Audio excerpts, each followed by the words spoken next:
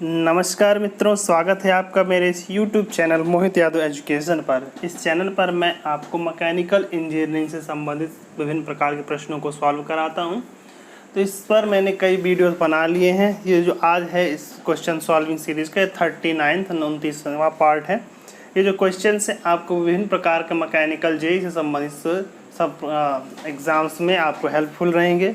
तो अभी तक मैंने कई सब्जेक्ट्स के बनाए हैं, आपको जो लगातार जुड़े हुए हैं, जो लगातार वीडियो देख रहे हैं वो जानते हैं।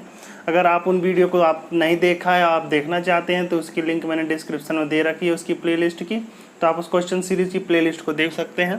तो अब मैं जो पढ़ा रहा हूँ वो है डिज़ाइन ऑफ मशीन या मशीन डिज़ाइन सब्जेक्ट पढ़ा रहा हूँ। उसका एक लेक्चर हो चुका है, एक पार्ट हो चुका है, उसका ये दूसरा पार्ट है।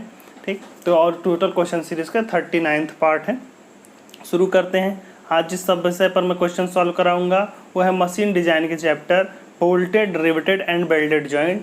तो शुरू करते हैं आज का टॉपिक। तो सबसे पहला क्वेश्चन है जो आपकी स्क्रीन पर है वो है the permissible stress in a fillet weld is 100 newton per mm square. The fillet weld has equal leg length of 15 mm each. The allowable shear load on per centimetre length of the weld is. तो उन्होंने कहा, देखिए कि ये इसमें देखा है, मतलब इन्होंने एक वेल्डिंग जॉइंट के बारे में बताया है जिसमें फिलेट वेल्ड है और उसमें क्या है, इसकी लेग की लेंथ 15 mm दिया हुआ है हर लेग की लेंथ। तो अलाउबल शियरिंग लोड उन्होंने पर सेंटीमीटर लेंथ पूछा है। तो इस सवाल को सॉल्व करने से पहले सबसे पहले जान जाइए कि कब क्या हम लोड को किस लोड को हम लोग क्या कहें, फिलेट वेल्ड कहेंगे, और कब किसको लोड कहेंगे और कैसे हम लोग उसको कैलकुलेट करते हैं अलग अलग प्रकार के वेल्डिंग जॉइंट्स के लिए। तो देखिए, सबसे पहले मैं आपको बता देता हूँ बट वेल्ड अगर आपको दिया हो, कोई बट वेल्ड दिया हो, ठीक, बट वेल्ड का मतलब होता है कि दोनों की जो प्लेट्स जिनको जोड़ना है वो एक दूसरे को एक ही तल पर रखी होती हैं, मतलब एक दूसरे से इस प्रकार से सटा के रख दिया जाता है। तो इस प्रकार जब वेल्डिंग हो, इस प्रकार का कोई जॉइंट बनता है तो इसको कहा जाता है बट वेल्ड कहा जाता है। जबकि अगर इसको क्या है, अगर ये इस प्रकार से प्लेट्स हो कि एक प्लेट ये हो, उसके बाद दूसरी प्लेट उसके दूसरे तल पर हो, मतलब दोनों का तल पृथक पृथक हो, तब इनको इस प्रकार से यहाँ एक प्रकार से वेल्डिंग कर दी जाती है, दूसरी वेल्डिंग इस तरह से कर सकते हैं। तो जब इस प्रकार से वेल्डिंग किया तो इसको कहा जाता है लैप जॉइंट कहा जाता है। तब इसको क्या कहा जाता है, लैप जॉइंट कहा जाता है। अगर सिर्फ एक ही तरफ वेल्डिंग की जा रही हो तो इसको क्या कहेंगे, सिंगल फिलेट वेल्ड कहेंगे, सिंगल ट्रांसवर्स फिलेट वेल्ड कहा जाता है। अगर इस तरफ भी आप वेल्डिंग की गई हो, साथ ही दूसरी तरफ भी वेल्डिंग की गई हो, तो जब दोनों तरफ वेल्डिंग कर दी जाती है तो इसको डबल ट्रांसवर्स फिलेट वेल्ड कहा जाता है। ठीक, तो इस प्रकार से ये लैप जॉइंट दो तरीके के हो सकते हैं, सिंगल फिलेट वेल्ड या डबल ट्रांसवर्स फिलेट वेल्ड हो सकते हैं। ठीक, इसके अलावा पैरेलल फिलेट वेल्ड भी होते हैं। पैरेलल फिलेट वेल्ड किस प्रकार से होते हैं, पैरेलल फिलेट वेल्ड अगर देखें तो पैरेलल फिलेट वेल्ड इस प्रकार से होते हैं, जैसे एक ये प्लेट है उस पर कोई दूसरी प्लेट हमको इस प्रकार से जोड़नी है। ठीक, तो इन दोनों को अगर जोड़ना है तो हम लोग क्या करते हैं कि इसमें वेल्डिंग कर दी जाती है। इसमें वेल्डिंग कहाँ कर दी जाती है, यहाँ पे इस पार्ट में वेल्डिंग की जाती है और इस पार्ट में वेल्डिंग कर दी जाती है। तो इसको कहा जाता है पैरेलल फिलेट वेल्ड कहा जाता है। तो हर कंडीशन में हम लोग सवाल को कैसे सॉल्व करेंगे वो मैं आपको विस्तार से बता देता हूँ। तो देखिए, अगर बट वेल्ड है, मतलब जैसे ये एक प्लेट है और दूसरी प्लेट ये है और दोनों को यहाँ पे दोनों को वेल्डिंग की सहायता से इस प्रकार से जोड़ दिया गया है। तो इस कंडीशन में हम लोग क्या करेंगे, मान लीजिए मान लीजिए कि इस पर जो दोनों तरफ से जो लगने वाला लोड है, ठीक, टेंसाइल लोड की अगर हम लोग बात करें तो पी लोड मान लीजिए दोनों तरफ से लग रहा है। पी लोड टेंसाइल या कंप्रेसिव, दोनों में जो भी लग रहा हो। अगर टेंसाइल लगा तो tensile shear strength, tensile strength लेंगे, और अगर कंप्रेसिव हो तो कंप्रेसिव स्ट्रेंथ लेंगे। तो टेंसाइल के लिए ले तो जो टेंसाइल स्ट्रेस होगी, टेंसाइल स्ट्रेस वो इक्वल टू वैल्यू क्या होगी, लगने वाला load P upon area. Area क्या लेंगे, एरिया लेंगे एच इंटू यल। यल क्या है, यल इसकी लेंथ है, ये जो है इसकी मतलब प्लेट जो है, प्लेट की लेंथ यल है। और एच क्या है, एच होता है, मान लीजिए अगर हम इसका साइड व्यू देखें, अगर हम इसका साइड व्यू देखते हैं तो साइड व्यू अगर इसका देखें और प्लेट का, तो हम पाएंगे जो उसमें क्या होगा, मान लीजिए साइड व्यू इसका देखना चाहें तो इस प्रकार से अगर हम ये एक बेल्ट है, दूसरा बेल्ट ये है, तो अगर देखिए क्या होगा, अगर हम दोनों के बीच में वेल्डिंग करेंगे तो वेल्डिंग क्या हो सकता है कि उन्हें पूरा फुल लेंथ तक करें, मतलब पूरी नीचे गहराई जितनी गहराई है उस पूरी थिकनेस तक करें, या हो सकता है कि अगर हम पूरी थिकनेस तक ना करना चाहें, उसके कुछ ही भाग तक करना चाहें, तो ऐसी कंडीशन में क्या होगा, मान लीजिए हम लोग आधा ही वेल्ड करें, तो क्या करते हैं क्या करते हैं, पूरा वेल्ड ना करके थोड़ा सा भाग करें, आधा छोड़ दें, तो फुली वेल्ड ना करें। तो एच जो है, ये एच जो है, ये इस वेल्ड की वेल्ड का जो वेल्ड है, इस वेल्डिंग की गहराई है। मतलब एच क्या है यहाँ पे, इस वेल्डिंग की गहराई है। ठीक, इसको कहा जाता है, इसको थ्रोट कहा जाता है, throat of the butt weld. Butt weld का जो थ्रोट है उसकी गहराई ली जाती है। ठीक, तो वो ली जाती है। और अगर इसमें क्या है, इसकी जो गहराई एच है वो उसकी फुल थिकनेस तक कर दिया जाए तो इसकी थिकनेस तो पूरी फुल थिकनेस तक हो जाएगा। तब थ्रोट की लेंथ क्या हो जाएगी, तो थ्रोट की गहराई, थ्रोट की ऊंचाई क्या हो जाएगी, वो थिकनेस के बराबर हो जाएगी। उस कंडीशन में ये जो आपका सिग्मा या सिग्मा स्ट्रेंथ की वैल्यू हो जाएगी, टेंसाइल स्ट्रेंथ की वैल्यू, वो इक्वल टू हो जाएगी P divided by T into L हो जाएगी। तब क्या हो जाएगी उस कंडीशन में, P divided by T into L हो जाएगी। ठीक, क्यों, क्योंकि यहाँ पर हमने थिकनेस ले लिया। क्यों, क्योंकि थिकनेस क्या है, थ्रोट के लेंथ के इक्वल हो जाएगा। तो ये आपको ध्यान रखना है कि जिस गहराई तक वहाँ दोनों की वेल्डिंग हो रखी है, उसी गहराई को हम लोग क्या लेते हैं, यहाँ पे स्ट्रेंथ को नापने के लिए लेते हैं। ठीक, तो अब देखिए ये हमारा फार्मूला बन जाता है कि सिग्मा मतलब बट वेल्ड के लिए sigma tensile strength equal to कितनी हो जाती है, P divided by T into L. जब T कब लेंगे, T जब तब लेंगे जब फुल डेप्थ तक, मतलब फुल डेप्थ तक वेल्डिंग की गई हो। अगर हम लोग एफिशिएंसी को, मतलब एफिशिएंसी ऑफ द वेल्ड, ठीक, ईटा के द्वारा दर्शाएं तो यही फार्मूला जो हम लोग का हो जाता है वो इक्वल टू, देखिए जो लोड P इक्वल टू क्या हो जाएगा, P इक्वल टू हो जाएगा सिग्मा T इंटू एल। ठीक, सिग्मा T इक्वल मतलब टोटल जो लोड बियर कर सकता है वो क्या हो जाएगा, सिग्मा T इंटू T जो थिकनेस है इंटू लेंथ जो वेल्ड की लेंथ है इंटू एफिशिएंसी भी मल्टीप्लाई हो जाता है। और टोटल लोड जो कोई बियर कर सकता है वो क्या हो जाता है, sigma T into thickness of the weld into length of the weld into efficiency of the weld. तो इस प्रकार से किसी वेल्ड पर कितना लोड बियर कर सकता है उसको हम लोग उसकी वैल्यू निकाल लेते हैं। ठीक, तो ये हो गया बट वेल्ड का केस। अगर यही क्वेश्चन आपके लिए किस लिए होता, अगर यही क्वेश्चन आपको फिलेट वेल्ड यानी लैप जॉइंट में अगर हम लोग देखें, लैप जॉइंट की बात करें तो लैप जॉइंट में देखिए क्या हो सकता है, एक सिंगल फिलेट वेल्ड का यूज़ किया जा सकता है। ये सिंगल फिलेट वेल्ड, ठीक, यहाँ से इन्होंने इस तरह से एक तरह से जोड़ दिया, तो इसको सिंगल फिलेट वेल्ड कहा जाता है। अगर हम इसको थोड़ा सा बड़ा करके देखें, इसी फार्मूले को अगर हम थोड़ा सा बड़ा करके देखें तो देखिए जो हमने फिलेट वेल्ड है, इसमें जो हमने फिलेट वेल्ड तो जो प्राप्त हुआ है उसका जो इस प्रकार से, अब ये इस प्रकार से एरिया होगा। ठीक, तो इसमें क्या है कि अगर मान लीजिए कि ये जो लेंथ है एच लेंथ तक का किया गया, नॉर्मली इसको क्या किया जाता है, ये दोनों लेंथ इक्वल ही रखी जाती है। ठीक, ये एच है अगर ये एच है तो इसमें देखिए अगर यहाँ पे ये एक प्लेट है और दूसरी प्लेट यहाँ पर है, तो जब इन दोनों पे यहाँ लोड लगाया जाएगा, यहाँ पी लोड, अगर हम यहाँ पे छोटा सा आपको बना कर दिखा रहे हैं यहाँ इस प्रकार से, तो यहाँ पे एक लोड P लगाया जाएगा, तो यहाँ पे एक लोड P लगाया जाएगा। तो इस कंडीशन में जो शेयरिंग होगी, ठीक, इस कंडीशन में क्या, जब लोड यहाँ से हम लोग दोनों लगाएंगे तो इसमें जो क्रैक होगा जहाँ से टूटेगा वो बीचों बीच यहाँ से टूटता है। कहाँ से टूटता है, ये जो वेल्डिंग होगी, ये मतलब वेल्डिंग का जो टूटने के चांस हो गए यहाँ से टूटेगा। कहाँ से टूटेगी, यहाँ से, मतलब ये जो आपका ये जो फिलेट बना है जहाँ पे फिलेट वेल्डिंग की, यहाँ के बीचों बीच से यहाँ से टूट जाता है, तो यहाँ से इसके टूटने के चांसेस होते हैं। तो मतलब जो रजिस्ट करता है इसी को कहा जाता है थ्रोट कहा जाता है इसके लिए। ठीक, थ्रोट क्या होता है, किसी वेल्डिंग का सबसे कमज़ोर पार्ट होता है जहाँ से इसके टूटने के चांसेस होते हैं। तो इसका जो यहाँ से एंगल बनता है ये 45 डिग्री पे बनता है, तो इस 45 डिग्री पे मतलब टूट जाता है। तो देखिए यही जो एरिया होगा यही इसको रजिस्ट करने के लिए होगा। तो इसकी वैल्यू कितनी होगी, इसकी वैल्यू अगर हम लोग निकालना चाहें तो देखिए कैसे निकालेंगे, इसकी वैल्यू कैसे निकालेंगे। इसकी वैल्यू निकालने के लिए मान लीजिए कि त्रिकोण है, मतलब एक ट्राइंगल है, इस ट्राइंगल है यहाँ से, तो हमको इसकी लेंथ निकालनी है। तो ये एच है, तो मान लीजिए कि ये जो एंगल होगा, क्योंकि ये दोनों इक्वल हैं तो ये एंगल कितना हो जाएगा, 45 डिग्री हो जाएगा। तो जाएगा साइन 45 डिग्री इक्वल टू क्या हो जाएगा, ये हो जाएगा ये जो लेंथ है, मान लीजिए इस लेंथ को हम लोग कोई भी लेंथ इसका नाम दे दिए, इसका नाम मान लीजिए हमने x दे दिया, तो जाएगा x अपॉन, ठीक, x अपॉन ये h, ठीक, तो ये हो जाएगा मान लीजिए, तो x की वैल्यू क्या हो जाएगी, साइन 45 डिग्री। तो यहाँ जो एरिया मिलेगा वो ठीक यही एरिया इसको, तो इसकी जो थिक लेंथ मिलेगी वो कितने हो जाएगी, एच साइन 45 डिग्री हो जाएगी। तो जो एरिया रजिस्ट कर रहा होगा, जो हम लोग को रजिस्टिंग एरिया प्राप्त होगा, तो क्या हो जाएगा, एच साइन 45 डिग्री।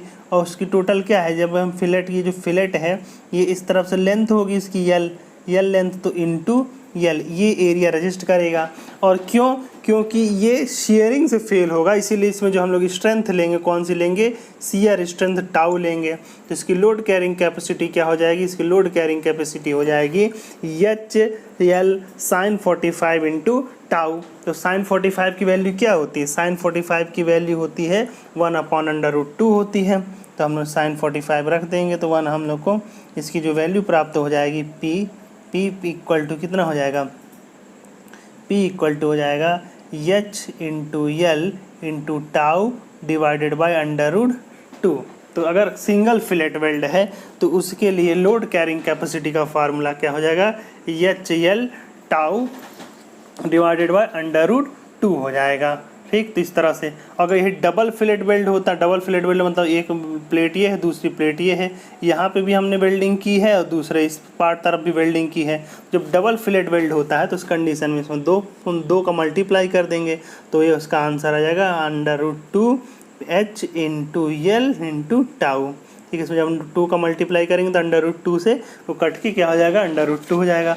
तो ये जो फार्मूला है ये सिंगल फिलेट वेल्ड के लिए है, और अगर डबल फिलेट वेल्ड के लिए फार्मूला हो जाएगा तो √2 HL इंटू टाउ हो जाएगा। ठीक, तो इस प्रकार से ये डबल फिलेट वेल्ड के लिए हो जाएगा। सिंगल फिलेट वेल्ड भी देख लिया हम लोगों ने, डबल फिलेट वेल्ड देख लिया। अगर पैरेलल फिलेट वेल्ड है, पैरेलल फिलेट वेल्ड कैसा होता है, हमने आपको बताया था कि एक प्लेट है, दूसरी प्लेट ये है, और इन दोनों को यहाँ पे वेल्डिंग करके यहाँ वेल्डिंग करके जोड़ा गया है। तो ये भी डबल फिलेट वेल्ड की भांति ही व्यवहार करता है। तो इसका फार्मूला जो लोड कैरिंग कैपेसिटी P की वैल्यू आ जाएगी, वही हो जाएगी टाउ HL इंटू 2 है तो √2 का मल्टीप्लाई होगा, क्योंकि पैरेलल फिलेट वेल्ड में हमेशा 2 फिलेट्स होते हैं। तो इस प्रकार से हम लोग किसी भी जो अगर आपको दिया हुआ हो वेल्डिंग, उसकी लोड कैरिंग कैपेसिटी या उस तरह कोई भी सवाल दिया हो तो हम लोग निकाल सकते हैं। तो सबसे पहले जो क्वेश्चन दिया है इसको देख लेते हैं। इन्होंने क्वेश्चन दिया है the permissible stress in the fillet weld is 100 newton पर mm²। मतलब जो मैक्सिमम स्ट्रेस की वैल्यू दी है इन्होंने 100 न्यूटन पर mm² दी है। The weld has equal leg length of 15 mm each. ये जो हमने जब इस तरह से फिलेट वेल्ड बनाया था ये, तो इसमें जो ये लेंथ H ली थी इसी को क्या कहा जाता है, इसी को लेग कहा जाता है, मतलब इसकी लेग की लेंथ। तो ये जो इन्होंने क्या दे रखी है 15 mm दे रखी है। ठीक, जो हमने अभी x निकाला था वो थ्रोट है, और जबकि ये क्या है, लेग है। ठीक, तो ये हो जाएगा, इन्होंने लेग की लेंथ दे रखी इक्वल लेग लेंथ, H की वैल्यू दे रखी है, मतलब H इक्वल टू 15 दे रखा है। ये दिया है मैक्सिमम स्ट्रेस, परमिसिबल स्ट्रेस। देखिए जो फिलेट वेल्ड होता है किससे परमिसिबल होता है, शियर स्ट्रेस से फेल होता है, तो मैक्सिमम शियर स्ट्रेस दे रखी है इन्होंने, टाउ की वैल्यू दे रखी है। The allowed shearing load on per centimetre length, पर सेंटीमीटर लेंथ का इन्होंने पूछा अलाउबल शियरिंग लोड कितना है। तो देखिए हम लोग जानते हैं कि अभी हम लोगों ने पढ़ा था कि जो लोड है P, ये देखिए उन्होंने कहा है कि फिलेट वेल्ड है, मतलब एक ही फिलेट वेल्ड है। तो इसका फार्मूला क्या पढ़ा था हम लोगों ने, HL टाउ डिवाइडेड बाय √2 पढ़ा था। ठीक है, उन्होंने पूछा क्या है, the allowable shearing load on per centimetre length, मतलब पर मतलब इकाई लेंथ के लिए पूछा है। तो आप क्या करना है, ये जो यल है वो यहाँ से नीचे हम लोग बटे में ले आएंगे, तो यही हमारी वैल्यू हो जाएगी। ठीक, ये हो जाएगा लोड पर यूनिट लेंथ या पर यूनिट लेंथ के लिए निकाल लेना है। ठीक, तो ये क्या हो जाएगा, H टाउ √2 की, ठीक, यही वैल्यू हो जाना है। ठीक, तो क्या हो जाना है, करना है H की वैल्यू कितनी दी है, 15 दी है, इंटू टाउ की वैल्यू क्या दी है, 100 दी है, अपॉन √2। इसको सॉल्व कर देंगे तो क्या हो जाएगा, देखिए इसमें H की वैल्यू 15 mm, ठीक, और ये टाउ जो दिया है आपको किस में दिया है, न्यूटन पर mm² में दिया है, √टाउ। इसको सॉल्व कर दीजिए तो आपका जो आंसर आ जाएगा हो जाएगा 10.6 किलो न्यूटन पर सेंटीमीटर। ठीक, अब देखिए कि पर सेंटीमीटर हो चाहे पर mm हो चाहे पर मीटर, क्योंकि यहाँ बटे में चला गया है तो उससे कोई फ़र्क नहीं पड़ेगा, क्योंकि दोनों को हमने डिवाइड कर दिया है। ठीक, तो हमारा आंसर हो गया लगभग 6 न्यूटन किलो न्यूटन हो जाएगा आंसर। ठीक, ये पर सेंटीमीटर लेंथ हो जाए तो 10 सेंटीमीटर 10.6 किलो न्यूटन पर सेंटीमीटर हमारा आंसर हो जाएगा। तो इस प्रकार से हम लोग इसको सॉल्व कर लिए। अगला क्वेश्चन ले लेते हैं। अगला क्वेश्चन दिया है A double fillet welded joint with parallel fillet weld of length यल। देखिए डबल फिलेट है with joint of parallel fillet weld of length यल दिया है। लेग बी, ठीक, लेग को इन्होंने बी से दर्शाया है। Subjected to a tensile force P से दर्शाया गया। Assuming uniform shear stress distribution, ठीक, इन्होंने शियर स्ट्रेस को यूनिफॉर्म माना, तो नॉर्मली हम लोग यूनिफॉर्म मानकर ही चलते हैं। The shear stress in the weld is given bye, shear stress कितनी होती है। तो अभी मैंने आपको डबल फिलेट वेल्ड के लिए फार्मूला क्या बताया था, डबल फिलेट वेल्ड के लिए फार्मूला बताया तो P equal to under root H L, ठीक, एच एल इंटू टाउ बताया था। ठीक, तो यहाँ पे H को इन्होंने किससे दर्शाया है, B से दर्शाया है। ठीक, देखिए डबल फिलेट वेल्ड के लिए क्या है, अंडर रूट टू मल्टीप्लाई में होता है, जबकि अगर सिंगल फिलेट वेल्ड होता तो अंडर रूट टू क्या होता है, डिवाइड में होता है। बस यही आपको फार्मूला याद रखना है। ठीक, ये दिया है। और यल की जगह उन्होंने कैपिटल यल लिख दिया है, तो इसके अब हमने कैपिटल यल ले लिया। तो इन्होंने पूछा क्या है, एज्यूमिंग, इन्होंने पूछा क्या है, the uniform shear stress, the shear stress in the weld is given by, tau की वैल्यू पूछी है। तो टाउ इक्वल टू क्या हो जाएगा, tau equal to P divided by under root two B into L, to क्या हो जाएगा, ये हो जाएगा tau equal to P under root two B into L. तो आंसर यही हो जाएगा। तो आंसर देख लेते हैं। तो देखिए हमारा आंसर है P divided by under root two B into L. तो देखिए इसमें कौन आंसर, पहला आंसर नहीं है, बी एल तो है लेकिन अंडर रूट टू ऊपर है, ये तो आंसर नहीं है। ये भी नहीं है, under root two B into L ये भी नहीं है, ये भी नहीं है। देखिए इसमें चारों ही आंसर इसके नहीं है, मतलब इसका जो आंसर दिया है वो करेक्ट आंसर इस क्वेश्चन में नहीं दिया है। तो मतलब ये क्वेश्चन ही गलत दिए रखा था इन्होंने। इसका परफेक्ट आंसर क्या हो जाएगा, टाउ की value P under root two B into L हो जाएगी। ठीक, तो उन्होंने पूछा क्या है, assuming uniform shear the shear stress in the weld is given by, तो P upon under root two B into L. अगर इस क्वेश्चन को यहाँ पे P डिवाइडेड बाय कर दिए होते तो आंसर आ जाता हमारा, तो ये आंसर सही हो जाता। हो सकता है प्रिंटिंग मिस्टेक हो। आगे बढ़ते हैं। अगला अगला क्वेश्चन दिया है a butt weld joint subjected to tensile force. ठीक, उन्होंने बट वेल्ड दिया है, subject tensile force is shown in the given figure. L क्या है, इसकी लेंथ दी है कि ये वाली length, weld H throat of the weld in mm। H जो देखिए ये जो नीचे यहाँ पे छोटा सा फिगर बना है, इसको मैं थोड़ा सा बड़ा बना के दिखा देता हूँ। इस प्रकार से है। ठीक, ये दोनों बेल्ट है। ये जो इन्होंने दिया है ये throat of the butt weld, ठीक, एच की ये थ्रोट दिया है, एच स्मॉल एच। ठीक, and capital H is the total height of the weld including refreshment. ये जो कैपिटल एच की वैल्यू ये है। ठीक, उन्होंने कहा है H is the total height of the weld including reinforcement. Reinforcement क्या होता है, जब हम लोग वेल्डिंग कर रहे हैं तो वर्ल्ड वेल्डिंग, तो बट वेल्डिंग में क्या है, इसके नीचे की तो हम लोग थिकनेस भर ही देते हैं पूरे वेल्डिंग से, इसके अलावा इसको कुछ ऊंचाई तक भी वेल्डिंग कर दी जाती है। तो ये जो वेल्ड बीड इसके ऊपर तक प्राप्त होती है, इसको कहा जाता है रीइंफोर्समेंट कहा जाता है। क्या कहा जाता है, रीइंफोर्समेंट कहा जाता है। रीइंफोर्समेंट का मतलब सीधा सीधा समझता है कि जब भी किसी मेंबर या किसी भी चीज़ को एक्स्ट्रा स्ट्रेंथ देनी होती है तो उसको रीइंफोर्समेंट कहा जाता है। एग्जाम्पल के लिए जब हम लोग कंक्रीट की दीवार बनाते हैं तो उसके अंदर सरिया डालते हैं, लोहे की रॉड डालते हैं, वो क्या कहते हैं, उसका रीइंफोर्समेंट करते हैं, मतलब सरिये से कंक्रीट का हम रीइंफोर्समेंट कर देते हैं। इसी प्रकार आपने देखा जब टायर होता है तो टायर के अंदर क्या है, जो रबर का टायर होता है उसके अंदर मेटल की पतले पतले वायर होते हैं, तो टायर का रीइंफोर्समेंट किया जाता है। ठीक, तो इस प्रकार से रीइंफोर्समेंट का मतलब होता है कि जब भी हम किसी को एक्स्ट्रा स्ट्रेंथ देने के लिए जो भी उसमें किसी प्रकार की व्यवस्था करते हैं तो उसी का कहा जाता है रीइंफोर्समेंट कहा जाता है। इसी प्रकार जब वेल्डिंग की जा रही होती है तो वेल्डिंग में जो बट वेल्डिंग की गहराई उसको तो किया ही जाता है, उसके अलावा कुछ एक्स्ट्रा स्ट्रेंथ तक ऊपर तक उठा दिया जाता है, इसको रीइंफोर्समेंट कहते हैं। ठीक, तो इस सवाल को तो इन्होंने यही क्वेश्चन कहा है, तो यही में इन्होंने कहा है रीइंफोर्समेंट साइज जो वेल्डिंग की हाइट है वो कैपिटल एच इन्होंने कहा है। ठीक, ये जो कहा है इन्होंने कैपिटल एच कहा है। तो उन्होंने पूछा क्या है, the average tensile stress delta T in the weld is given bye, delta T की इन्होंने वैल्यू पूछी एवरेज टेंसाइल स्ट्रेंथ।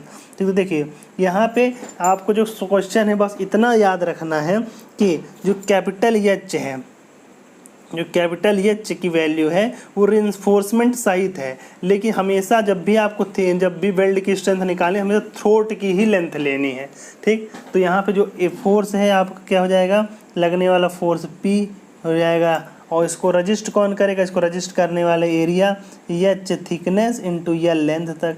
तो इसका आंसर क्या हो जाएगा, P divided by H into L. तो क्या हो जाएगा, P divided by H into L. तो इसका आंसर क्या हो जाएगा, देखिए कैपिटल एच वन नहीं लेना है तो ये गलत है, आपको स्मॉल एच लेना है, P divided by H into L, ठीक। तो ये इसका आंसर हो जाएगा। ओके, तो ये ध्यान रखना, ये बट वेल्ड था, ठीक। अगर फिलेट वेल्ड या लैप जॉइंट का दिया होता तो एक फिलेट वेल्ड के लिए अलग फार्मूला है और डबल फिलेट वेल्ड के लिए हमने बताया तो दूसरा फार्मूला, वो याद रख लीजिए, ठीक। तो ये देखिए छोटे छोटे फार्मूले से ही आप सारे सवालों को आसानी से सॉल्व कर सकते हैं। अगला क्वेश्चन ले लेते हैं। When a nut is tightened by placing a washer below it, the bolt will subjected to, मतलब जब क्या कहा जाता है कि किसी मतलब एक नट को टाइट, किसी नट को टाइट किया जाता है, उसके नीचे एक वॉशर रखते हुए, placing as water below it, the bolt will be subjected to, bolt किस प्रकार से व्यवहार करता है। तो देखिए तो उस मतलब वाशर मतलब देखिए हमने जैसे ये बोल्ट नट बस सीधे से बोल्ट है, ये प्लेट है, इसके नीचे हम लोग वाशर रख देते हैं, फिर इस बोल्ट के नीचे से यहाँ पर हम लोग नट को टाइट कर देते हैं, ठीक। तो जब हम लोग नट को टाइट करेंगे तो उन्होंने पूछा है बोल्ट में किस प्रकार की स्ट्रेस जनरेट होगी, tensile, compression, shear, none of this, ठीक। तो देखिए जब हम लोग बोल्ट को टाइट करते हैं तो ये नट को टाइट करते हैं, नट क्या करता है, बोल्ट को नीचे की ओर खींचने का प्रयास करता है। तो देखिए इसमें जो लोड का हो जाएगा, लोड इसको खींचने का प्रयास करेगा, बोल्ट के क्या है, नट को खींचने का प्रयास करेगा। तो बोल्ट में किस प्रकार की स्ट्रेस जनरेट होगी, टेंसाइल स्ट्रेस जनरेट होगी।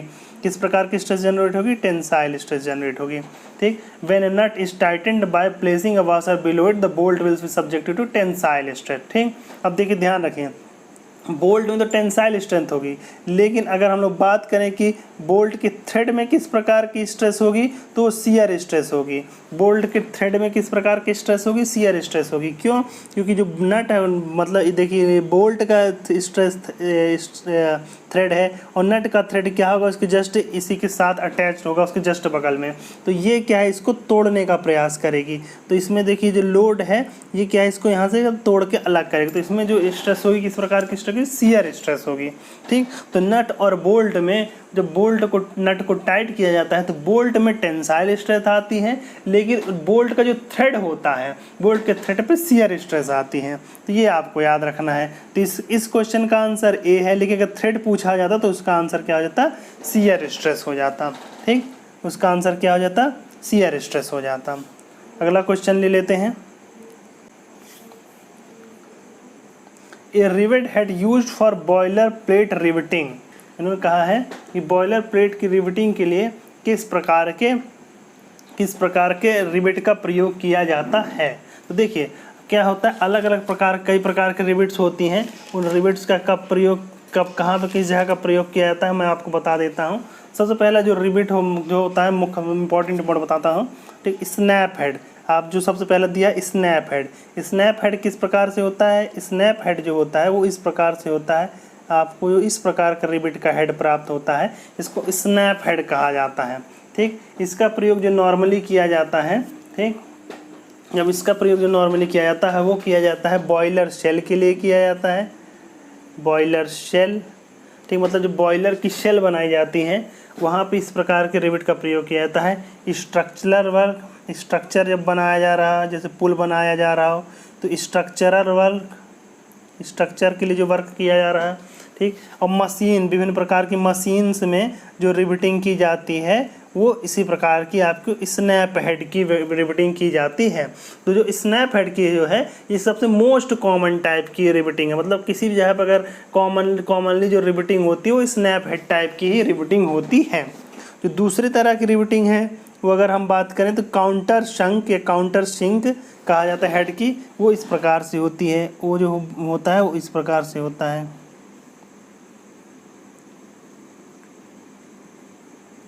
इस प्रकार से होता है। तो इस प्रकार के जो रिबिट होते हैं उसकी विशेषता क्या होती है? इसकी विशेषता ये होती है कि जब हम लोग प्लेट में इसको फिट कर रहे होते हैं तो इसमें ऐसे काउंटर शंक बना करके वो इसका जो हेड होता है वो उसी में ही के भीतर ही चला जाता है, जो प्लेट होती है उसकी सतह तक आ जाती है।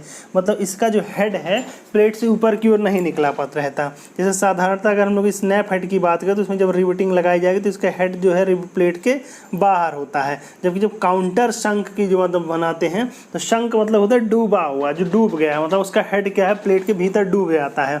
तो इसका प्रयोग किया जाता है, इसका प्रयोग सामान्यतः शिप बनाने के लिए, मतलब जो पानी के जहाज होते हैं उनको बनाने के लिए किया जाता है, ताकि उसकी जो सतह है बाहरी, उसकी बाहरी सतह एकदम मतलब सपाट रहे, मतलब उसी प्रकार के हेड निकले ना, क्योंकि उसको क्या है जो होता है, जो अगर उसकी सतह बाहर निकलेगी तो उनकी सतह के बीच में जो छोटे छोटे स्थान होंगे उसमें समुद्र का पानी भर जाएगा तो वहाँ कोरोजन होने के चांसेस बहुत अधिक होंगे। तो इसीलिए क्या किया जाता है, वहाँ पे काउंटर संक हेड वाली रिविट्स का प्रयोग किया जाता है। तीसरी जो अगर रिविट प्रयोग की जाती है विभिन्न प्रकार से कहते हैं कोनिकल हेड। तो कोनिकल हेड की जो रिविट्स होती हैं वो इस प्रकार से होती हैं। ठीक देखिए, काउंटर संक का लगभग थोड़ा सा फ्लैट होता है, ये इस प्रकार से कोन की भांति ऊपर की तक निकली रहती हैं। ठीक, तो ये जो हेड होती हैं कोनिकल हेड की, इसका देखिए प्रयोग कहाँ किया जाता है? इसका प्रयोग किया जाता है जहाँ पे हैंड हैमरिंग की सहायता से हम लोग कोई स्ट्रक्चर बनाना चाहते हैं, जहाँ पे मशीनें मतलब रिबिट्स लगाने के लिए सामान्यतः मशीनों का प्रयोग किया जाता है।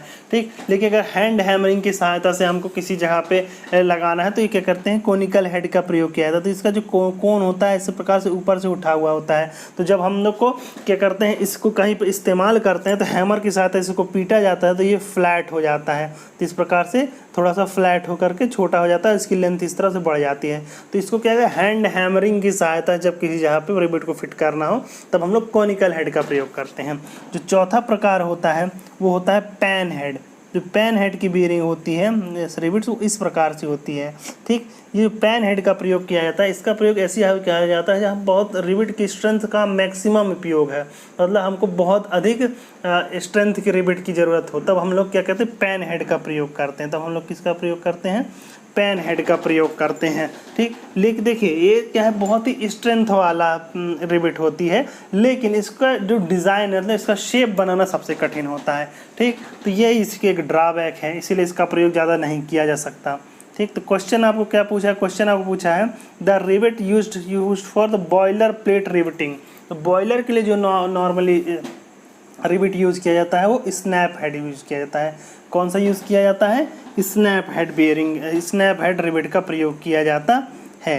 ठीक फ्रेंड्स, अगला क्वेश्चन ले लेते हैं। फिर अगला क्वेश्चन है 2 metal plates of thickness T. Thickness इन्होंने टी दे रखा है, प्लेट की थिकनेस ये T, thickness T and with W. इसकी जो विथ है मतलब इस तरह से ऐसे जो बढ़ेंगे इस तरफ बढ़ेंगे तो ये डब्लू दिया है, जिसको हम लोग अभी तक एल कह रहे थे, W weld at 45 degree as shown in the figure. इसको 45 डिग्री पे वेल्ड किया गया है। तो मैंने आपको पहले बताया था कि जब इस प्रकार से वेल्डिंग की जाती है तो 45 डिग्री पे ही की जाती है। ठीक, as shown in the when subjected to pulling of force F, यहाँ जो लोड लग रहा है ये एफ लोड लग रहा है। The stress induce in the weld will be, इन्होंने stress induced in the weld पूछा है। तो देखिए सीधा सीधा हमने आपको बताया था जब भी इस प्रकार का क्वेश्चन आता है तो उसमें जो लगने वाला लोड P इक्वल टू क्या होता है, P इक्वल टू होता है H इंटू एल। देखिए यहाँ सिंगल फिलेट है तो अंडर रूट में 2 चला जाएगा। ठीक, HL अंडर रूट 2 इंटू क्या ले लेते हैं, ये इंटू टाउ ले लेते। तो उन्होंने पूछा द स्ट्रेस इंड्यूस, मतलब टाउ की वैल्यू उन्होंने पूछी है। ठीक, तो टाउ इक्वल टू क्या हो जाएगा, टाउ इक्वल टू हो जाएगा P डिवाइडेड बाय HL और यहाँ पे अंडर रूट 2 ऊपर चला जाएगा। अब देखिए इसी सवाल यहाँ P की जगह पे इन्होंने क्या लिख दिया है, F लिख दिया है, तो हम लोग P को हटा करके इन्होंने क्या कर देंगे, F लिख देंगे। ठीक, H की जगह पे इन्होंने T ले रखा है, क्योंकि हमने क्या कहा, इसको हमने बताया था कि ये H जो होता है तो जितना ये रहता है उतना ये रहता है, तो T की जगह पे इन्होंने H ले रखा है तो H की जगह पे हम लोग T लिख देंगे। L आपका सेम रहेगा, ठीक, एच एल की जगह पे इन्होंने क्या, सॉरी सेम नहीं रहेगा, एच एल की जगह पे इन्होंने डब्ल्यू विथ बताया है तो एल की जगह पे डब्ल्यू हो जाएगा। अब अंडर रूट 2, तो अंडर रूट 2 का हम कहाँ से आया था, जब मैं आपको बता रहा था अंडर रूट 2 हमने किसकी वैल्यू रखी थी, 1/√2 से आया था, तो 1/√2 sin 45 से आया था, तो 1/√2 को हटा करके हम लोग नीचे sin 45 लिख देंगे। तो इस प्रकार जो हमारा answer tau equal to stress आ जाएगा वो कितना आ जाएगा, वो आ जाएगा F into H into L divide sin 45। तो ये इसका आंसर हो जाएगा। एच एल की जगह, सॉरी एच एल की जगह हम लोगों ने क्या ले लिया था, एच एल की जगह क्या आ जाएगा टी इंटू डब्ल्यू, तो F divided by T W sin 45। तो आंसर इसका आपका क्या हो जाएगा, आपका आंसर हो जाएगा ए, आपका आंसर हो जाएगा A, F divided by W T sin 45। ठीक, तो इस तरह से हम लोगों ने इस सवाल को सॉल्व कर लिया। अगला क्वेश्चन ले लेते हैं। अगला क्वेश्चन है the piston rod and the crosshead in a steam engine are usually connected by means of. ठीक, जो स्टीम इंजन के, इन्होंने कहा स्टीम इंजन के पिस्टन रॉड और क्रॉस हेड को किसकी सहायता जोड़ा जाता है, तो इनको क्वार्टर जॉइंट की सहायता जोड़ा जाता है। किसकी सहायता जोड़ा जाता है, पिस्टन रॉड और क्रॉस हेड को क्वार्टर जॉइंट की सहायता से जोड़ा जाता है। ठीक ना, ठीक, क्वार्टर जॉइंट की विशेषता क्या होती है, क्वार्टर जॉइंट की विशेषता ये होती है कि जब दो चीज़ों को क्वार्टर जॉइंट की सहायता जोड़ दिया जाता है तो उनमें क्या होता है, किसी प्रकार का एंगुलर मूवमेंट नहीं हो सकता, किसी प्रकार का एंगुलर मूवमेंट नहीं हो सकता। जबकि अगर नकल जॉइंट की सहायता जोड़ा जा रहा है तो दोनों रॉड के बीच में एंगुलर मूवमेंट हो सकता है। ठीक, ये हो गया आपका इसका आंसर। अगला क्वेश्चन ले लेते हैं। For longitudinal joint in boiler the type of joint used is. इन्होंने कहा कि जब लॉन्गिट्यूडिनल जॉइंट होता है, ठीक, तो the type of joint used in boiler में किस प्रकार का जॉइंट यूज़ किया जाता है। तो देखिए, जब बॉयलर में हम लोग जो जॉइंट यूज़ करते हैं वो इस प्रकार से करते हैं, वो हमेशा ही बट वेल्ड जॉइंट बनाया जाता है विद डबल कवर मतलब इस तरफ भी एक कवर लगाएंगे और इस तरफ भी एक कवर लगाएंगे, फिर इनको इस तरह से रिविट की सहायता से ऐसे जोड़ दिया जाता है। तो जो बॉयलर्स में होते हैं, बॉयलर्स में वो हमेशा ही बट जॉइंट में डबल कवर यूज़ किया जाता है। अब देखिए कैसे होते हैं, देखिए बट जॉइंट, देखिए अगर एक से बट जॉइंट, एक बट ये सिर्फ बिताओ, ठीक, तो देखिए रिविट लगाने के लिए आपको एक कवर लगाना ही पड़ेगा। अगर सिंगल कवर लगाएंगे तो इस प्रकार से हो जाएगा, यहाँ पे एक जॉइंट यहाँ इस तरह से, तो इसको क्या कहते हैं, ये सिंगल कवर है। अगर डबल कवर का मतलब होता है कि आपने दोनों को प्लेट्स को इस प्रकार से रखा और एक कवर इधर लगाया, एक कवर इधर लगाया और दोनों को इस प्रकार से रिविट की सहायता से जोड़ दिया। ठीक, तो इसको क्या कहते हैं, डबल कवर कहते हैं। तो बॉयलर्स क्या होते हैं, बॉयलर बहुत ही मतलब प्रेशराइज्ड पार्ट होते हैं, इसीलिए क्या किया जाता है, उनको रिविट की सहायता जोड़ने से पहले वो डबल कवर जोड़ा जाता है। कैसे होता है, डबल कवर। तो क्या हो जाएगा, ये हो जाएगा butt joint with double cover plate. ठीक, उनका lap joint with one ring one sloping and the other, ये नहीं। Butt joint with single cover plate, ये भी नहीं। एनी ऑफ द अबव नहीं। एक बट जॉइंट की सहायता से जोड़ा जाता है और डबल कवर प्लेट की सहायता से जोड़ा जाता है। ओके, अगला क्वेश्चन ले लेते हैं। अगला क्वेश्चन है a screw thread is specified by, ठीक, इन्होंने कहा है कि a screw thread is specified by M20 × 2.5C as per BIS thread system. ठीक, मतलब एक तो BIS थ्रेड सिस्टम में किसी थ्रेड को M20 × 2.5 C के द्वारा दर्शाया गया है। इसका क्या मतलब है, देखिए, जब भी किसी थ्रेड को दर्शाया जाता है तो M/20 × 2.5 C इस प्रकार से दर्शाया गया है। ठीक, तो देखिए इसका मतलब क्या होता है, इसका मतलब ये होता है जब शुरू में जो M लिखा है ये जो होता है ये टाइप ऑफ थ्रेड बताता है। क्या बताता है, टाइप ऑफ थ्रेड, मतलब किस प्रकार का थ्रेड हम लोग यूज़ कर लेते हैं। स्क्वायर थ्रेड होगा तो यहाँ M की यहाँ पे SQ लिखा होगा। अगर बट्रेस थ्रेड है तो B लिखा होगा। एक्मे थ्रेड है तो AC लिखा होगा। ठीक, तो अलग अलग जिस प्रकार की थ्रेड होती है, M लिखा है तो मीट्रिक थ्रेड है। ठीक, तो जो सबसे पहला वर्ड होता है BIS सिस्टम में यहाँ पे ये टाइप ऑफ थ्रेड बताता है। Buttress thread, square thread, Acme thread. ठीक, एक्मे थ्रेड का एंगल कितना होता है, एक्मे थ्रेड का एंगल 29 डिग्री होता है। ये आप याद रख लीजिए, अक्सर एग्जाम में पूछ लिया जाता है एक्मे थ्रेड का एंगल क्या होता है, तो एक्मे थ्रेड का एंगल 29 डिग्री होता है। तो ये जो टाइप ऑफ थ्रेड होता है। उसके बाद जो दूसरा टर्म है, जो दूसरा टर्म लिखा हुआ है 20, ठीक, अगर 20 तो ये जो दर्शाता है 2.5 इंटू सी, ये 20 दर्शाता है, ये इसका नॉमिनल डायमीटर दर्शाता है। क्या दिखाता है? Nominal diameter. नॉमिनल डायमीटर का मतलब होता है कि देखिए जो अगर हम लोग इसको देखें इस प्रकार से, ठीक, तो देखिए ये नॉमिनल जैसे थ्रेड होता है, ये स्क्रू थ्रेड है, तो ये इसकी स्क्रू है का थ्रेड है। तो देखिए इसमें जो सबसे बाहर का डायमीटर होता है इसको कहते हैं मेजर डायमीटर। क्या कहा जाता है? Major diameter. ठीक, और इस थ्रेड का जो सबसे भीतर तक का डायमीटर होता है इसको कहा जाता है माइनर डायमीटर। क्या कहा जाता है? Minor dia. ठीक, देखिए अगर हम थ्रेड को देखें, थ्रेड को इस तरह से,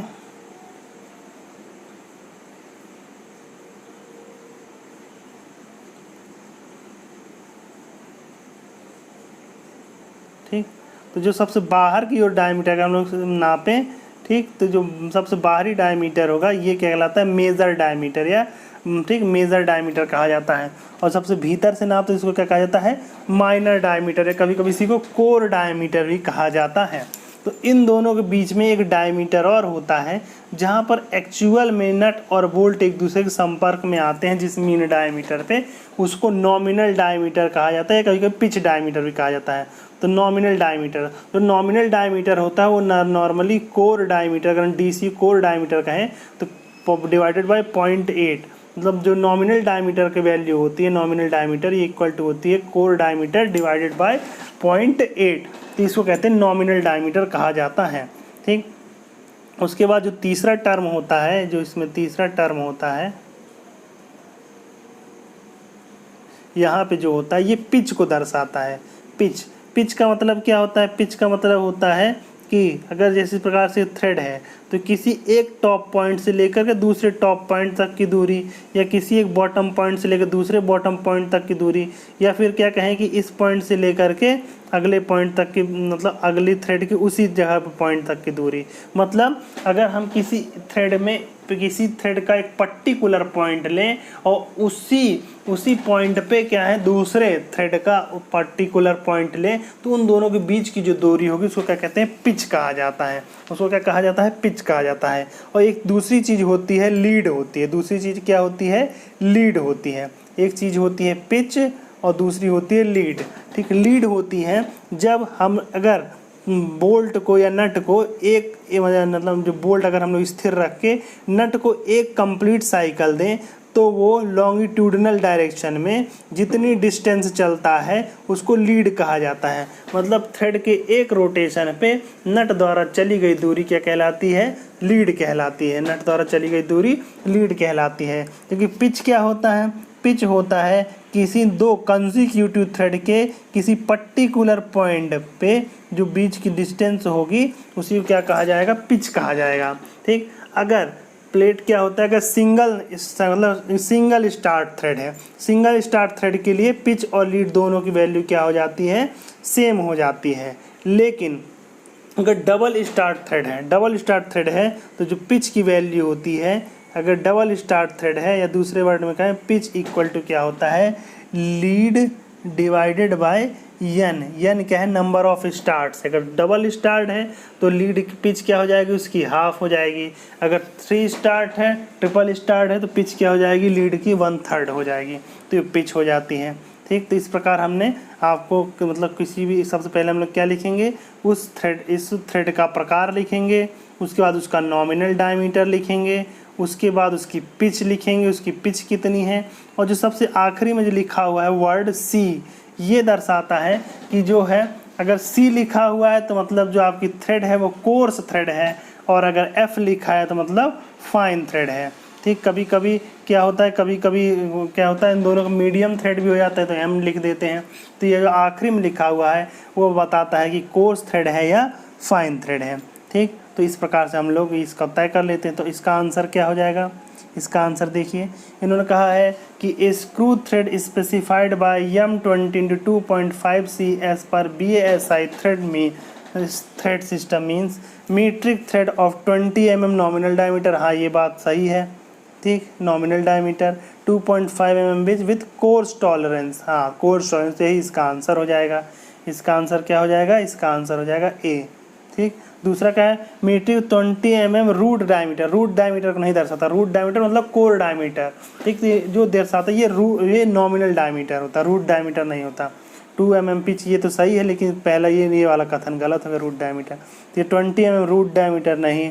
तीसरा क्या कहता है, शैंक 20 mm शैंक डायमीटर। तो ये शैंक डायमीटर को भी, और ये क्या कहा है 2.5 थ्रेड डेप्थ को भी नहीं दर्शाता है, ठीक। तो ये कथन गलत हो गया। तो हमारा आंसर क्या हो गया, हमारा आंसर हो गया ए, ठीक। तो इस प्रकार से हम लोग किसी थ्रेड का स्पेसिफिकेशन समझ गए हैं। सबसे पहले क्या लिखेंगे, सबसे पहले लिखा होगा कि उस थ्रेड का प्रकार क्या है, उसके बाद लिखा होगा कि उसकी नॉमिनल डायमीटर क्या है, उसके बाद लिखा होगा कि उसका पिच कितना है, और उसके बाद लिखा होगा कोर्स है या फाइन है, ठीक, किस टॉलरेंस पे उसको बनाया गया है। तो इस प्रकार से हम लोग यूज कर लेंगे, ठीक। अगला क्वेश्चन ले लेते हैं। अगला क्वेश्चन है, ये सही जोड़ी का दिया हुआ इन्होंने।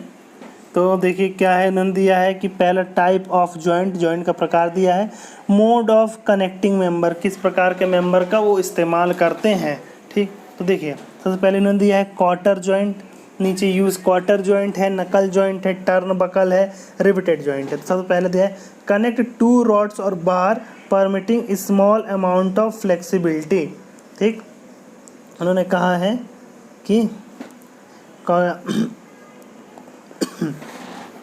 कनेक्ट्स 2 मेंबर्स ऑफ रॉड्स और bar permitting small amount of flexibility, थोड़ी सी फ्लेक्सिबिलिटी भी रखते हुए अगर हम लोग जोड़ना चाहें दो को तो किस प्रकार से जोड़ेंगे।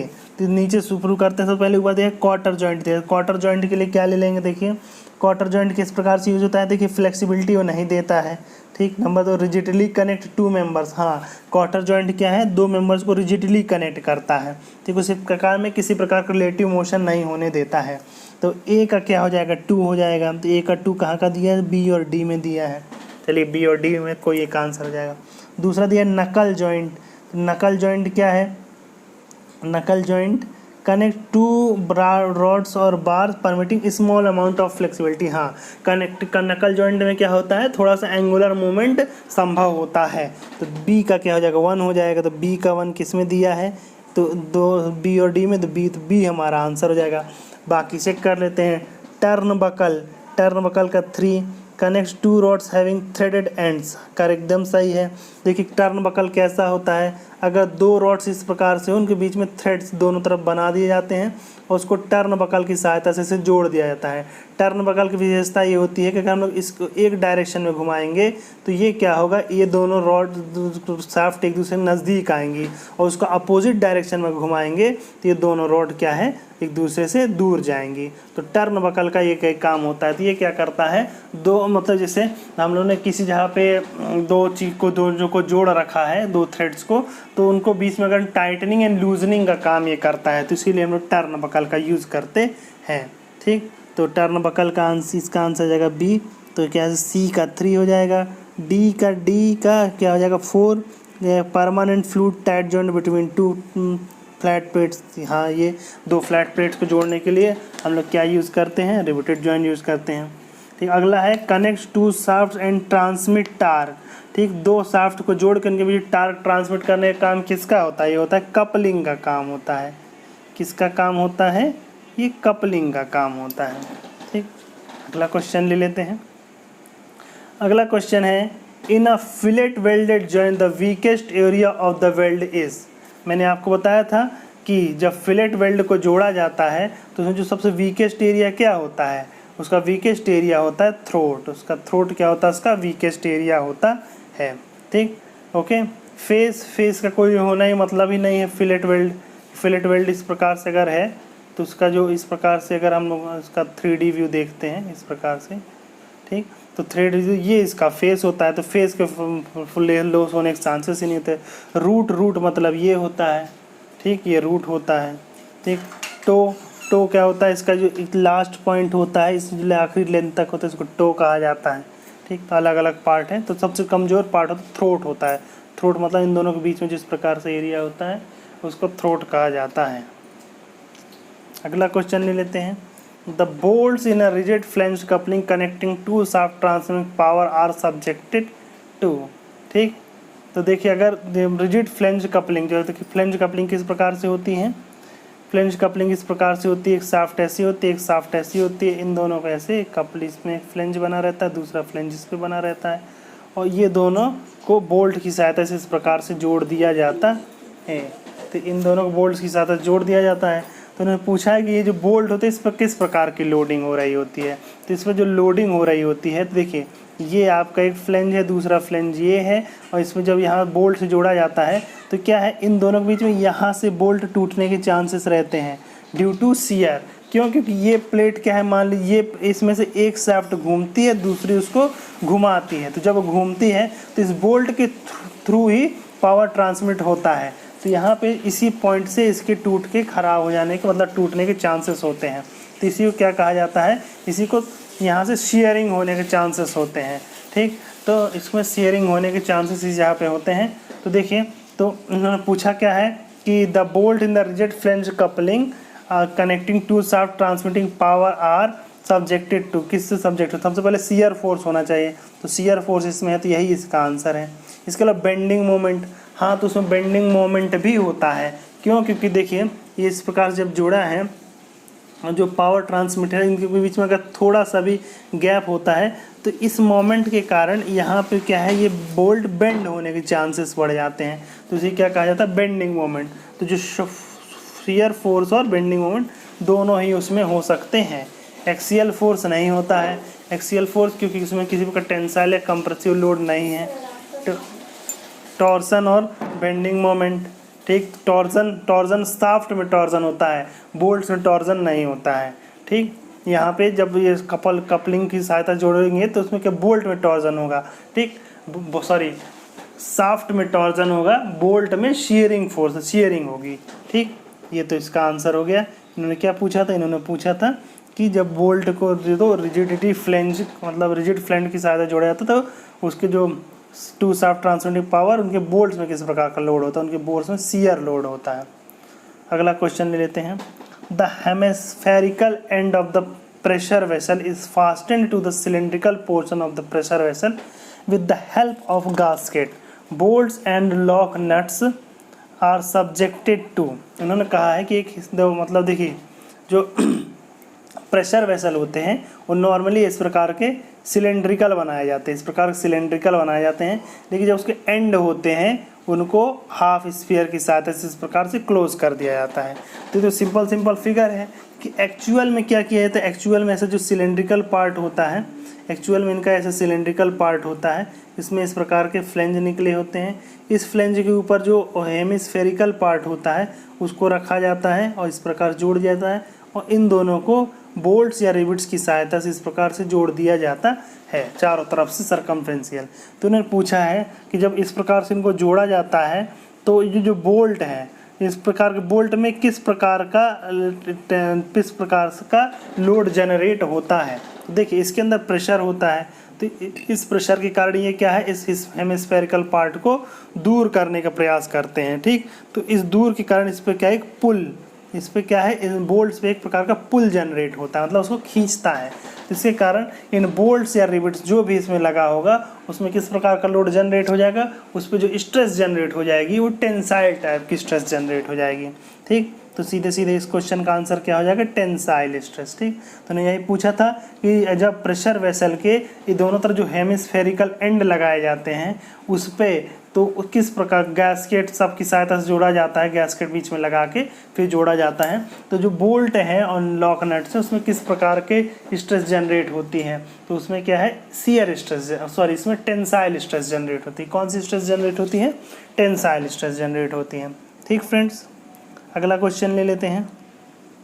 अगला क्वेश्चन है, इन्होंने मैच द फॉलोइंग इन्होंने कहा है riveted joint, welded joint, leaf spring, knuckle joint, और इनको सही जोड़ी करना है किससे, nipping, angular movement, fullering and fusion. तो सबसे पहले देखिए एक एक करके मैं आपको बताता जाता हूँ।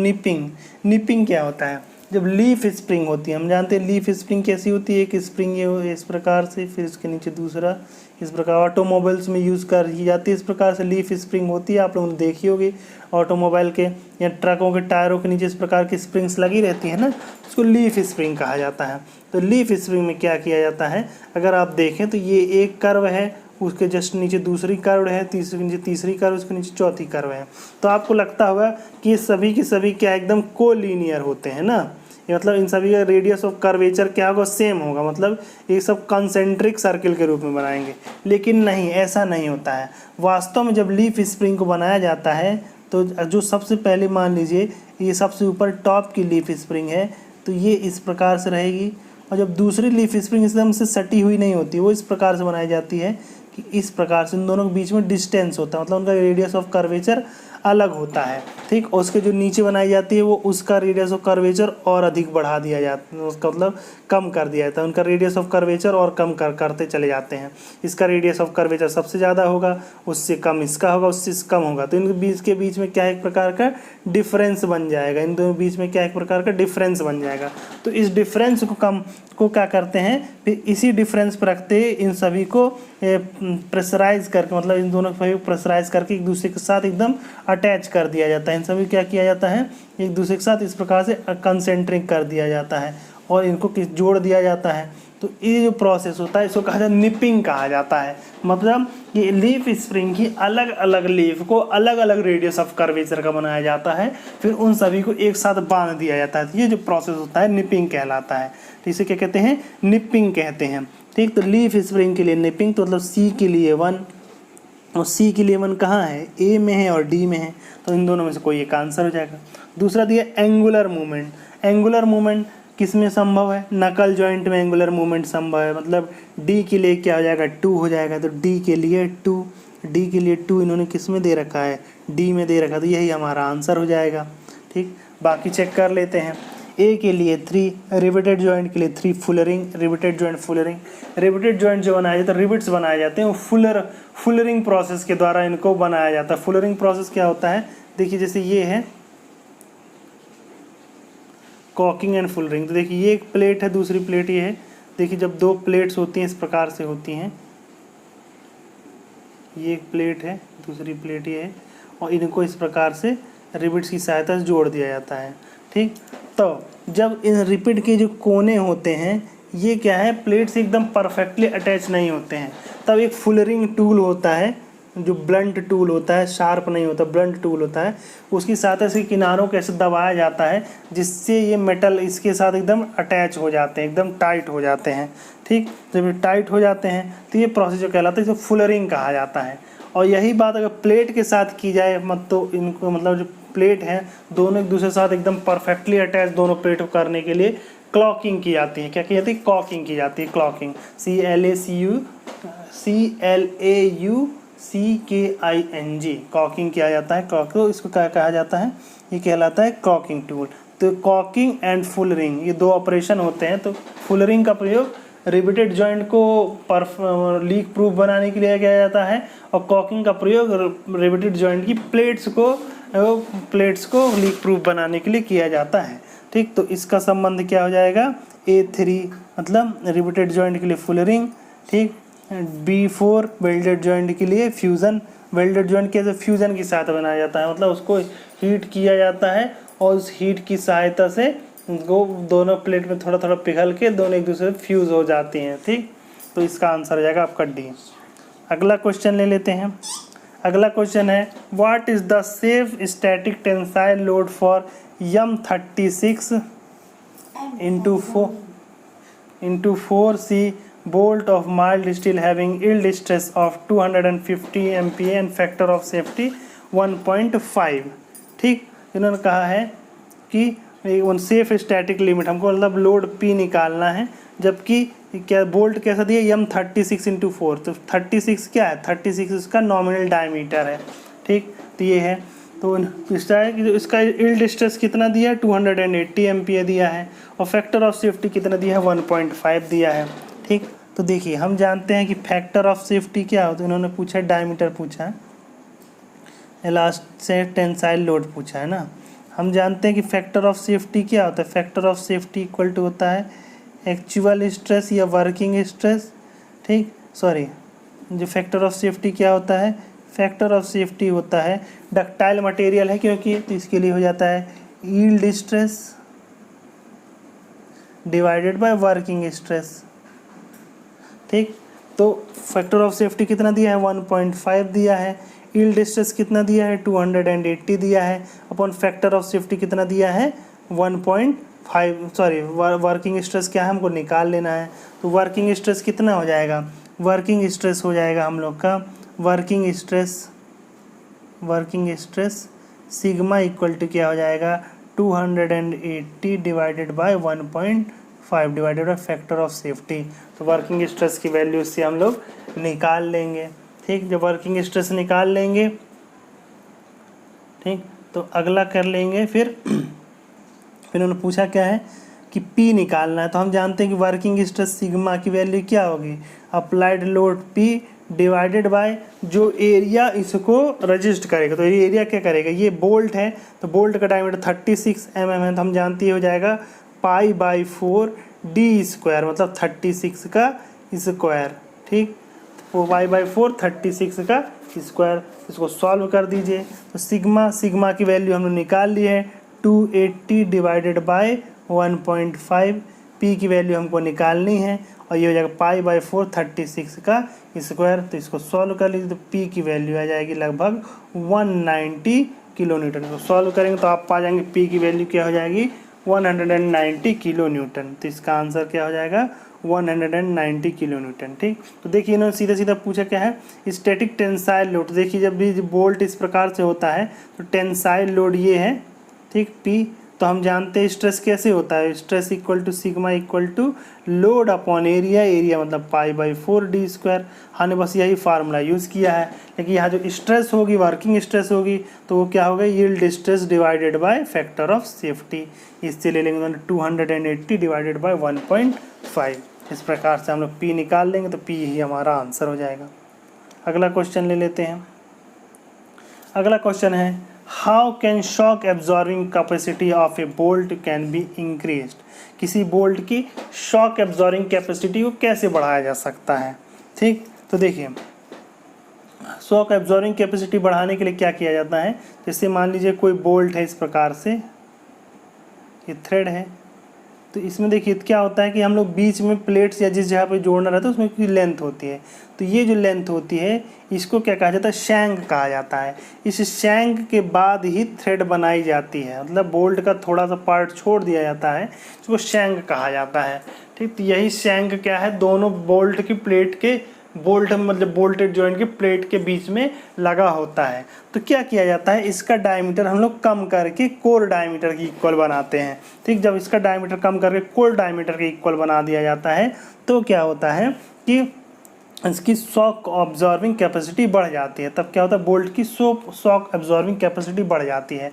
तो जब शॉक ऑब्जॉर्बिंग कैपेसिटी बढ़ जाती है तो उसको क्या किया जाता है, तो इस प्रकार जो हमको बोल्ट प्राप्त होता है उसको कहा जाता है यूनिफॉर्म स्ट्रेंथ बोल्ट कहा जाता है। क्या कहा जाता है यूनिफॉर्म स्ट्रेंथ बोल्ट कहा जाता है, मतलब इस प्रकार का बोल्ट जिसकी स्ट्रेंथ क्या है यूनिफॉर्म है। तो यूनिफॉर्म स्ट्रेंथ बोल्ट कैसे तैयार किया जाएगा, यूनिफॉर्म स्ट्रेंथ बोल्ट इस प्रकार तैयार किया जाता है कि उसके शैंक का डायमीटर घटा करके क्या किया जाएगा कोर डायमीटर के इक्वल कर दिया जाएगा। कोर डायमीटर मतलब माइनर डायमीटर उसके इक्वल कर दिया जाएगा। इससे क्या होता है इसकी शॉक अब्जॉर्बिंग कैपेसिटी वाइब्रेटिंग वाली जगहों पर भी हम लोग इस्तेमाल कर सकते हैं। तो इसका आंसर क्या हो जाएगा, इसका आंसर इन्होंने क्या कहा how can shock absorbing capacity of bolt can be increase by tightening it properly. अगर हम ज़्यादा टाइट कर लेंगे तो क्या उसके टूटने के चांसेस ज़्यादा हो जाते हैं। तो by increasing the shank diameter increase नहीं करना है डिक्रीज करना है। बाय ग्राइंडिंग द शैंक को ग्राइंड नहीं करना है, ज़्यादा ग्राइंड कर देने नहीं करना है, हमको क्या करना है to making the shank diameter equal to the core diameter of the thread. तो यही हमारा आंसर हो जाएगा। ठीक, तो how can shock absorbing capacity of bolt be increased, the shock absorbing capacity of the bolt can be increased by making the shank diameter equal to the core diameter of the thread. Core diameter की equal बनाने। उन्होंने पूछा अगला question है under service condition involving jarring vibration and pulsation. ठीक, तो किस पर उन्होंने कहा है जब सर्विस कंडीशन कैसा हो, जारिंग मतलब जाम वाली हो, वाइब्रेशन की हो, या पल्सेशन मतलब पल्सेटिव लोड लग रहा हो, तो ऐसी कंडीशन में तो हम लोग किस प्रकार के बोल्ट का चुनाव करेंगे। दिया है short bolt with high rigidity. देखिए जो चीज़ जितनी ज़्यादा रिजिड होती है वो फ्लक्चुएटिंग लोड को उतना कम सह सकती है, तो ये तो इसका आंसर नहीं हो सकता। ठीक। दूसरा long bolt with increased elasticity, elasticity अधिक हो, लेकिन अगर बोल्ट अगर लॉन्ग होगा तो उससे क्या बेंडिंग मोमेंट उस पर अधिक जनरेट होगा, तो उसके बेंडिंग से टूटने के चांसेस अधिक होंगे, तो ये भी इसका आंसर नहीं होगा। तीसरा बोल्ट विद डिस्ड वॉशर, वॉशर लगा करके हम लोग यूज़ कर लें, हाँ ये क्या करते हैं थोड़ा सा वाइब्रेशन कम करता है, लेकिन ये पूरी तरह से वाइब्रेशन कम नहीं कर सकता। तो इन्होंने कहा है चौथा बोल्ट विथ कास्टेल नट, तो हम लोग क्या कहते हैं कास्टेल नट वाला बोल्ट यूज़ करते हैं। कास्टेल नट वाला जो बोल्ट होता है वो इस पर कास्टेल नट जो होता है वो इस प्रकार से होता है, जो बोल्ट को पूरी तरह से ऊपर ढक लेता है, जैसा होगा ये ऊपर से इसको ढक लेगा। साथ में इसमें क्या है इस प्रकार के छोटे छोटे स्लॉट कटे रहते हैं, उसकी सहायता से क्या होता है ये वाइब्रेशन को लगभग बहुत अधिक मात्रा में कंट्रोल कर सकता है। ठीक, तो इस प्रकार से हम लोग क्या कर, जब भी हमको जिस प्रकार क्वेश्चन आएगा मतलब जारिंग या वाइब्रेशन या पल्सेशन हो तो उस वक्त हम लोग किस प्रकार का बोल्ट यूज़ करेंगे, बोल्ट विथ कास्टेल नट। अगला क्वेश्चन ले लेते हैं। अगला क्वेश्चन है 8 bolts are to be selected for fixing the cover plate of cylindrical subjected to a maximum load of 980.175 kilo newton. इन्होंने कहा है 8 बोल्ट हैं जिनका प्रयोग किया गया है, ठीक, चूज़ करना है। एक सिलेंडर है जिस पर लोडने वाला लोड मैक्सिमम लोड कितना है 980.175 है। If the design stress of the for the bolt material 315 Newton पर mm², जो बोल्ट का मटेरियल है उसके लिए जो डिज़ाइन स्ट्रेस की वैल्यू कितनी है 315 न्यूटन पर mm² है। तो what is the diameter of the each bolt, her bolt का डायमीटर कितना है। तो हम जानते हैं कि स्ट्रेस सिग्मा इक्वल टू क्या होता है, applied load divided by area, ठीक, तो यही हमारा फार्मूला हो जाएगा। तो स्ट्रेस की वैल्यू कितनी दी इन्होंने 315 पर लोड कितना दिया 980.175 980.175 किलो न्यूटन। ठीक है, देखिए ये न्यूटन पर mm² है, तो ये किलो न्यूटन में है तो इसको न्यूटन बदल देंगे तो इंटू 10⁻³ कर देंगे। डिवाइडेड बाय एरिया क्या लेंगे mm में लेंगे, तो एरिया कितना जगह, एक बोल्ट का डायमीटर कितना आ जाएगा π/4 d², तो 8 बोल्ट है तो इंटू 8, इसी को सॉल्व कर देंगे तो 315 बराबर 980.175 into 10⁻³ divided by π/4 d² into 8। ठीक, तो इससे d की वैल्यू हम लोग सॉल्व निकाल लेंगे। d की वैल्यू, जो d की वैल्यू इसमें आ जाएगी लगभग, जो d की वैल्यू आपकी आएगी वो हो जाएगी लगभग 22.25 mm। ठीक, तो इसमें देखिए आंसर क्या दिया है कि 22 दिया हुआ है और अगला आंसर क्या दिया है 30 दिया है, ठीक, 36 दिया। देखिए हमारा आंसर क्या है, हमारा आंसर है 22.25 mm। तो आप लोग जो मोस्ट लोग आंसर लगाएंगे 22 लगा देंगे, लेकिन नहीं, देखिए जो सेफ डायमीटर क्या है 22.25 है। ठीक, तो जो हम लोग को बोर्ड लगाना पड़ेगा वो इससे बड़ा ही लगाना चाहिए, इससे छोटा बोर्ड लगाएंगे तो टूट जाएगा या वो क्या फेल हो जाएगा। ठीक, तो हम लोग क्या करना है उससे बड़ा बोर्ड लगा, तो उसका अगला आंसर क्या हो जाएगा, उसका अगला आंसर 30 mm। तो यही हमारा आंसर होगा, हमारा आंसर क्या हो जाएगा, ठीक, 30 mm। ठीक, 22 mm इसका आंसर नहीं लगाएंगे क्योंकि 22 क्या है अनसेफ है, ठीक, 22.25 ही सेफ है। तो इसका अगला आंसर क्या हो जाएगा 30। तो परफेक्ट आंसर क्या है, अपना परफेक्ट आंसर 30 है, ये परफेक्ट आंसर नहीं है। ठीक, अगला क्वेश्चन ले लेते हैं। रिविट्स अंडरगो सिंगल सीयर इन, मतलब रिविट्स में सिंगल सीयर कब होता है। इन्होंने कहा लैप जॉइंट देखिए ऐसा होता है, अगर इस प्रकार से जॉइंट हो यहाँ पे हम लोग लगाएंगे तो देखिए इसमें कितने, ये सिर्फ ये एरिया टूटने के लिए है तो सिंगल सीयर, हाँ, तो लैप जॉइंट में सिंगल सीयर होता है। दूसरा सिंगल कवर बट जॉइंट, तो ये बट जॉइंट है, बट जॉइंट ये एक प्लेट है, दूसरी प्लेट ये है, इसका सिंगल कवर यहाँ है और इसको हमने से बोल्ट के साथ जोड़ दिया, तो जो सीयरिंग होगी सिर्फ इधर पे होगी, सिर्फ इस पॉइंट पे होगी, तो ये भी सिंगल सीयर है। तो हाँ, तो ये दोनों को दोनों क्या है, ये दोनों के दोनों लैप जॉइंट और सिंगल कवर जॉइंट दोनों ही सिंगल सीयर वाले हैं। ठीक है, क्वेश्चन सही है। अब सिंगल कवर बट जॉइंट ये तो सिंगल कवर बट जॉइंट तो सिंगल सीयर है, लेकिन double cover butt joint check करें, डबल एक बट जॉइंट है, इसको एक कवर प्लेट यहाँ लगाई, दूसरी कवर प्लेट यहाँ लगाई, इनको हमने ऐसे जोड़ दिया। तो देखिए इसमें कहाँ से सीयरिंग होगी, एक यहाँ से सीयरिंग हो जाएगी, दूसरी यहाँ से सी रही आएगी, तो ये डबल सीयर है, इसीलिए जो आंसर बी है वो क्या इसका आंसर नहीं है। इसमें क्या होगा, डबल कवर बट जॉइंट में डबल सीयरिंग हो जाएगी, तो ये इसका आंसर नहीं है। ये वाला पार्ट तो सही है लेकिन ये पार्ट गलत है। फिर उनका lap joint double cover butt joint, तो अभी हमने पढ़ा है कि double cover butt joint double shearing होती है, ये भी इसका आंसर नहीं होगा। Lap joint only, lap joint में तो ओनली ये भी सही है लेकिन ये वाला आंसर ज़्यादा सही है, ठीक। तो ये answer B, sorry answer A, lap joint and single cover butt joint, इन दोनों में सिंगल सीयरिंग होगी, ठीक फ्रेंड्स। तो ये जो आज तो ये थे आपके, ये क्वेश्चन थे, किससे संबंधित क्वेश्चन थे, ये मशीन डिजाइन के chapter riveted, welded and bolted joint से संबंधित सवाल थे। इससे संबंधित आपने सरल सवाल लगभग कर ही लिए होंगे। मैं जो आपको सवाल करा रहा हूँ थोड़ा एलिवेटेड कॉन्सेप्ट के हैं, मतलब देखिए जो बेसिक कॉन्सेप्ट है वो लगभग मोस्टली लोगों ने पढ़ रखा होगा, क्योंकि वो अभी अधिकतर क्योंकि लगातार तैयारी करते करते वो सब क्वेश्चन आपके जहन में छप जाते हैं। लेकिन जो कुछ नए कॉन्सेप्ट के क्वेश्चन होते हैं वो मैं आपको करा रहा हूँ, तो आपके लिए बहुत बेनिफिशियल होंगे। क्या है, आजकल जो ट्रेंड हो गया है वो ये हो गया है कि आपके जो डिप्लोमा के पेपर में जो क्वेश्चन आते हैं वो बीटेक के लेवल के जो क्वेश्चंस हैं उसी में जो सिंपल क्वेश्चन होते हैं उन्हीं को छांट कर इसमें देने लगे हैं। तो आजकल का ट्रेंड ये है, तो आप उसके अनुसार तैयारी कीजिए। मतलब जो BTech level engineering service examination या उधर बीटेक लेवल के जो क्वेश्चन था तो उसमें जो आपके लेवल के क्वेश्चन हैं उसको आप चूज़ करके सॉल्व कर लीजिए, क्योंकि उसको क्वेश्चन उसी प्रकार के क्वेश्चन देने का प्रचलन होगा। वो प्रचलन क्यों आया, वो इसलिए आया है क्योंकि देखिए जो एसएससी होता है, एसएससी में बीटेक लेवल भी के लिए भी अप्लाई होता है, डिप्लोमा लेवल के लिए भी अप्लाई होता है। तो उसमें जो क्वेश्चन रखे जाते हैं वो दोनों के लगभग ऐसे रखे जाते हैं, दोनों के लोगों के लिए लगभग प्रॉपर क्वेश्चन रहे, ठीक। तो समय के साथ ये मान लिया जाता है कि एसएससी जे के जो क्वेश्चन होते हैं डिप्लोमा लेवल के होते हैं, तो वही दोनों को डिप्लोमा लेवल क्वेश्चन में एग्जाम में आने लगते हैं।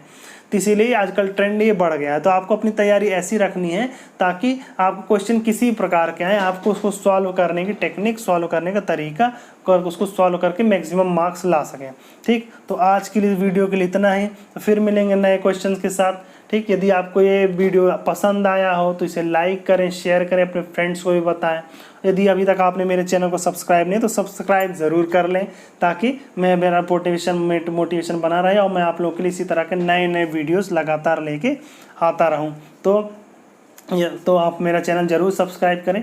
और यदि आपको अन्य इससे पहले के क्वेश्चंस देखने हैं तो आप मेरे डिस्क्रिप्शन में जाइए, वहाँ मैंने लिंक दे रखी है, उस लिंक को प्राप्त करिए, इससे आप उन क्वेश्चंस को प्राप्त कर सकते हैं, उसको सॉल्व कर लीजिए, ठीक। इसके अलावा मैंने एक क्वेश्चन बैंक की भी डिस्क्रिप्शन में लिंक दे रखी है, उससे आप कई एग्जाम्स में आए हुए क्वेश्चंस को देख सकते हैं, वो भी आपके लिए बेनिफिशियरी होगा। तो फिर मिलेंगे नए चैप्टर के नए क्वेश्चंस के साथ, तब तक तैयारी जारी रखिए, क्योंकि कोई भी लक्ष्य बड़ा नहीं, हारा वही जो लड़ा नहीं।